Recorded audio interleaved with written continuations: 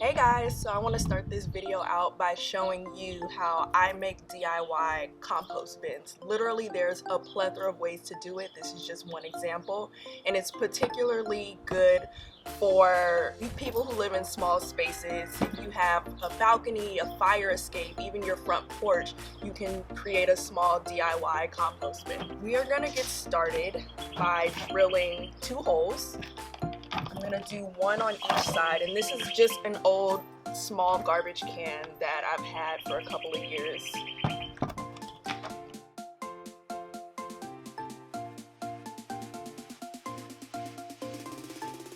And then I'm gonna put one at the bottom.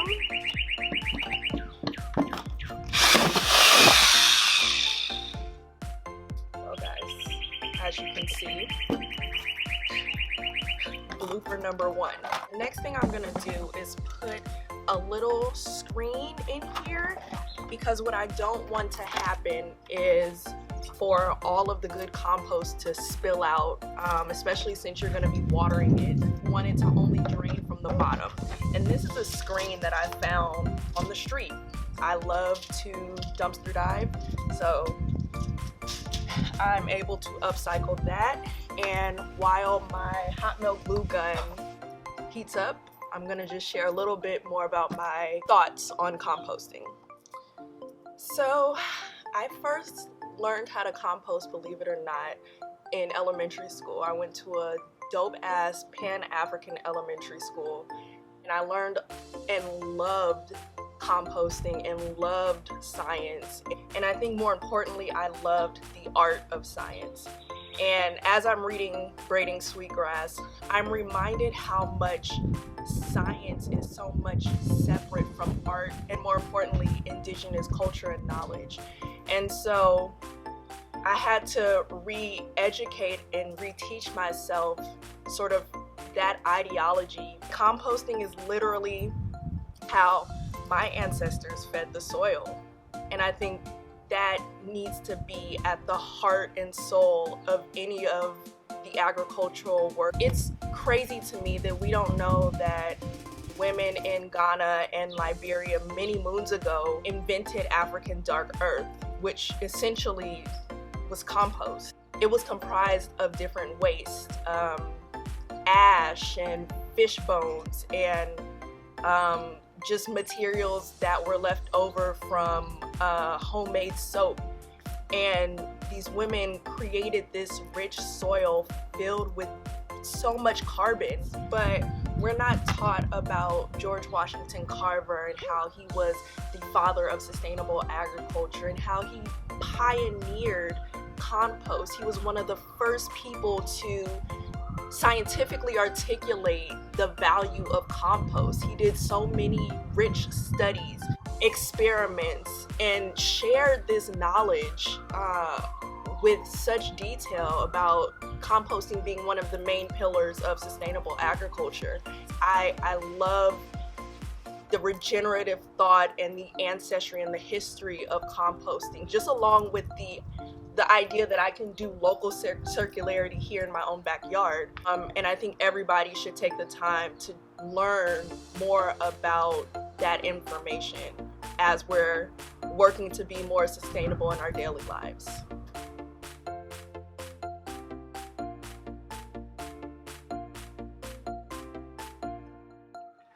Okay guys, so these are the materials that I'm using for my starter compost kit. I have some potting soil from last season.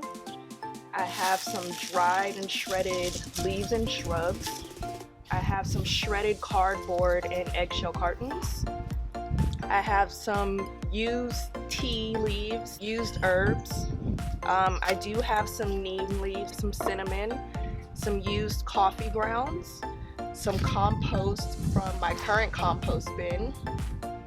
I have some shredded kitchen waste. I have regular eggshells, but also shredded eggshells. And I have some cardboard. So paper towel rolls and toilet tissue rolls. All right, you guys, I'm super excited to talk about compost. So I think of compost as a bomb-ass lasagna. and it's primarily comprised of two main components. You have your greens and your browns. So your greens are typically wet, and that's going to be your nitrogen for your compost bin. It's typically your food scraps, so your banana peels, which is great potassium, your avocado peels, the different vegetable and fruit scraps from your kitchen. So next are your browns, and your browns are carbon, and that typically gives energy to the microorganisms that are in your compost bin. So your browns are hay, straw, leaves, cardboard, egg carton, just anything that's natural and typically brown. The three things you don't want to put in your compost bin are meat, dairy, and any type of oily food. I typically do 2/3 brown and 1/3 wet.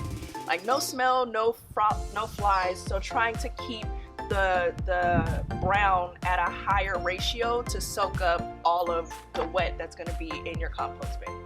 So I start by adding some dry leaves. That's my first layer. And I'm not going to fill this compost at the top. Just doing enough to give you guys an example. So filling it up with browns. And then next I'm adding a little bit of soil from my pots from last year.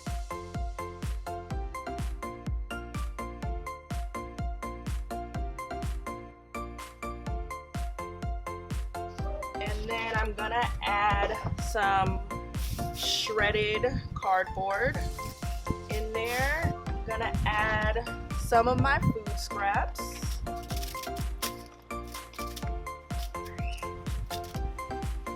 I'm gonna add some of my coffee grounds, which has great nutrients. And then I'm gonna add some eggshells. So instead of having the eggshells cracked, I actually put them in a blender so that I can have them a lot more fine. That way it just helps to break down everything quicker. Make sure you rinse them and dry them out so that there's no pathogens or bacteria left in your eggshells. I'm gonna sprinkle in some of my elderberries. I drink a lot of tea, so there's typically a lot of used tea leaves in my compost. I love to sprinkle a little bit of cinnamon because it's an antifungal, and I also include, which I didn't before, but a little bit of neem leaves. Last year I learned about neem leaves because one of my plants got powdery mildew. So just a sprinkle of neem leaves adds, great minerals and nutrients, but it also helps fight bacteria and pests. So I add some of my compost from my my compost bin. Sprinkling some of my compost that's already done, and look at this black-ass beautiful compost. And you're just gonna continue that process, and you can do this a couple of ways. Typically it'll take about 2 to 3 months for your compost to turn into rich, healthy, beautiful black gold. But if you're continuously adding, it's going to take a little longer. Some important tips for your compost. First and foremost, remember that you have holes at the bottom. So make sure you have something to trap the water, because that water is going to be recycled back into your compost bin. Make sure that you are turning your compost, I would say, on a daily basis so that everything is mixing together, making it easier to break down. Also remember that your compost is going to need to be a little moist. Do not overwater your compost. And in the event that you do overwater, you can always add more carbon, so more browns. Also remember, always put your top on and keep it in a well-lit, sunny area. You need the heat to break down the microbes that are inside. And yeah, it should be a fun and easy way for everybody to compost.